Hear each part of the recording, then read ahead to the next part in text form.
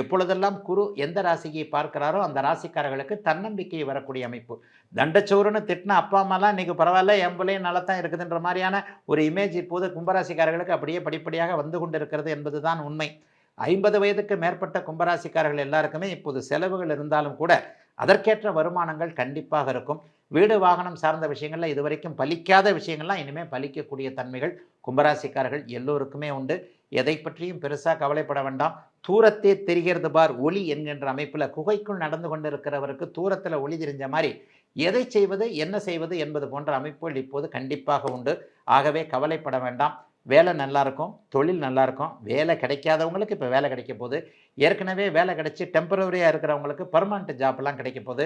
Government வேலை பற்றிய முயற்சிகள் எல்லாம் இந்த வருஷ கடைசியில் கண்டிப்பாக கும்பராசிக்காரர்களுக்கு கிளிக் ஆகும்.